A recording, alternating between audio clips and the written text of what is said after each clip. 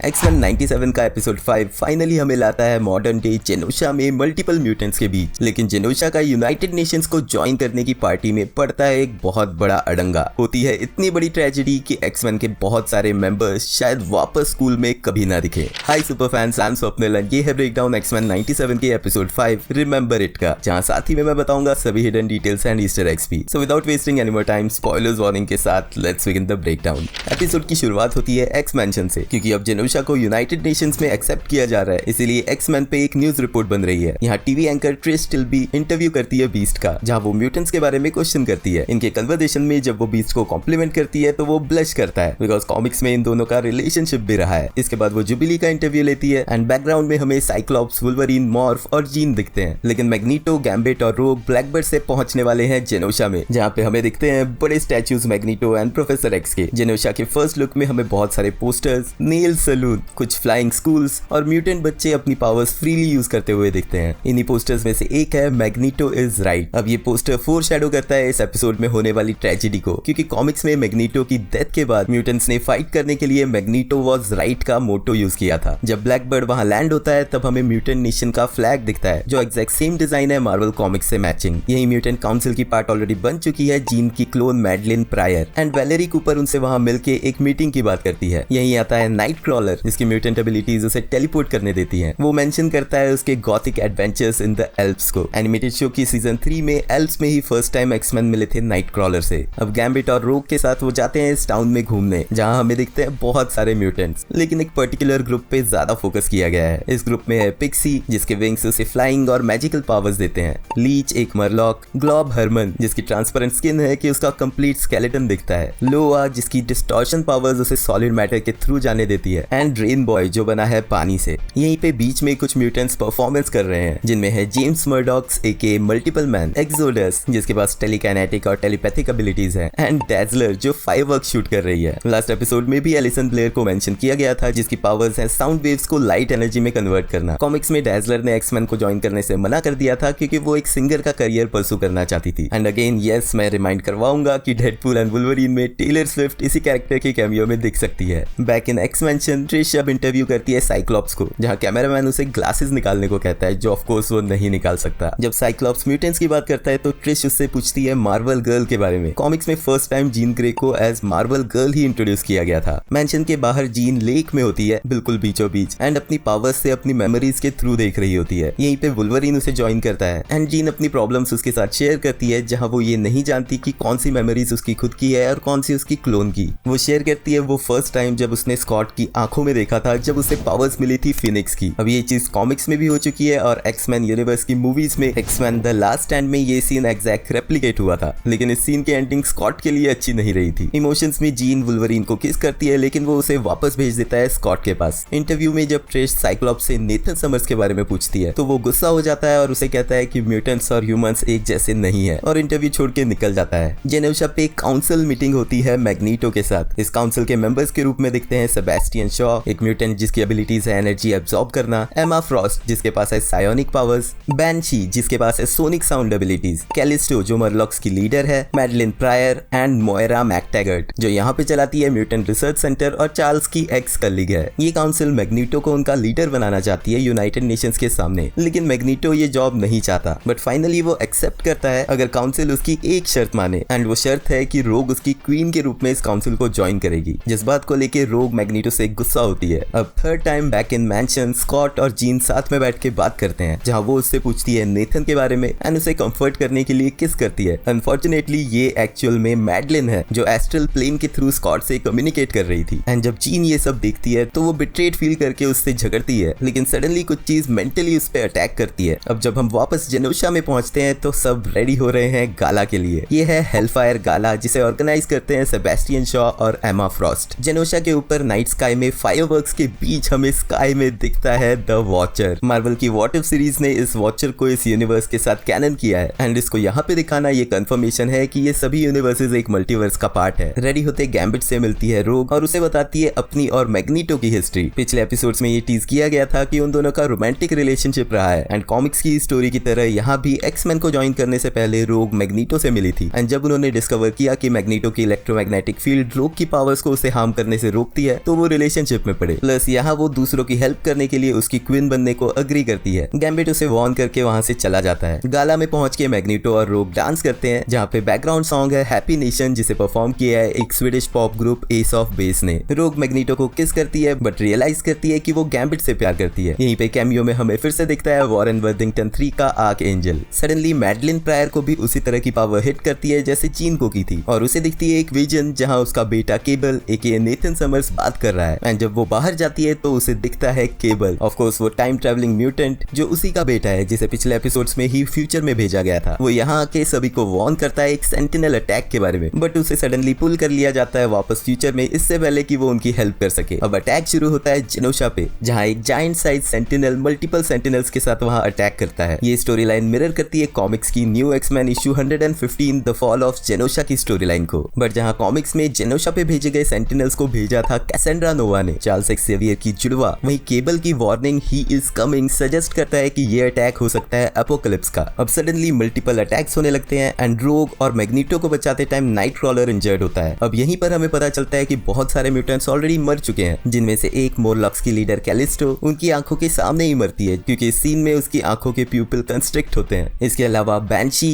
Moira मैकटैगर्ट, Sebastian Shaw, एमा Frost और squid boy भी मारे जाते हैं। मैग्नीटो, रोग और गैम्बिट जाते हैं कुछ मॉरलॉक्स को बचाने। अब वो बहुत सारे सेंटिनल से फाइट करके मॉरलॉक्स को छुड़ा लेते हैं, लेकिन सडनली उनके सामने आता है एक ट्राई सेंटिनल, एक सेंटिनल जिसके 3 हेड्स हैं। कॉमिक्स में इसे क्रिएट किया था शॉ इंडस्ट्री ने प्रोजेक्ट निमरॉड के अंडर, जिसका गोल ऑफ कोर्स था म्यूटेंट्स का सफाया करना। ये सब डिस्ट्रक्शन देख के मैग्नीटो गुस्से में आता है और अपनी फुल पावर यूज करता है सेंटिनल्स पे, जिसके बाद ये ट्राई सेंटिनल उसे टारगेट करता है as omega level threat. And Magneto की पूरी कोशिश के बावजूद ट्राई सेंटिनल के अटैक से वो खुद को और मॉरलॉक्स को नहीं बचा पाता, लेकिन मरने से पहले वो रोग और उसके साथ गैम्बिट को सेव करता है। अब मैग्नीटो को मरते हुए नहीं दिखाया गया, लेकिन सेंटिनल ये कंफर्म करता है कि omega level threat has been eradicated. अब कॉमिक्स में एक्चुअल में मैग्नीटो को उसके फॉलोअर्स ने बचा लिया था, तो यहाँ पे भी इसी तरह का कुछ दिखाया जा सकता है। मैग्नीटो की डेथ पे रोग गुस्से में अटैक करने जाती है, लेकिन गैम्बिट उसे रोक देता है, और जब वो खुद अटैक करता है तो सेंटिनल उसे फेटली स्टैब कर देता है, बट उसके टच में आने की वजह से गैम्बिट उसे अपनी पावर से चार्ज करता है और ब्लास्ट कर देता है। जिस ब्लास्ट में मरने से पहले गैम्बिट कहता है अपना नाम और इस एपिसोड का title remember it. Last scene में हमें दिखती है रोग जो फाइनली गैम्बिट की बॉडी को टच कर सकती है, लेकिन वो कहती है आई कांट फील हिम। अब ये काफी ट्रेजिक सीन है बिकॉज रोग ने इसी एपिसोड में गैम्बिट के लिए अपना लव कन्फेस किया था, एंड इस पूरी जर्नी में वो उसे टच नहीं कर पाई अपनी पावर्स की वजह से, लेकिन जब वो उसे फाइनली टच करती है तो वो उसे फील नहीं कर सकती। ऑफ कोर्स ये सीन मिरर करता है एमसीयू की वांडा विजन की स्टोरी लाइन को, जहाँ विजन की डेथ के बाद वांडा जब स्वॉर्ड पहुंची तब उसकी बॉडी को टच करके उसने भी यही कहा था।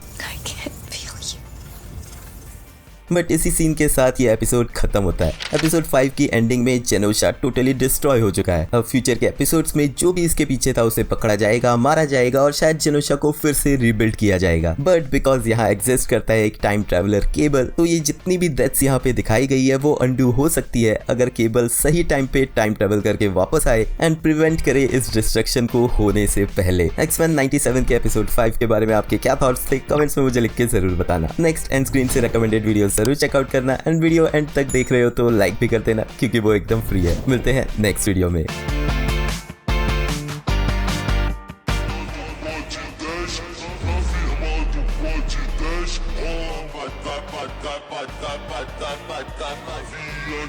Vai,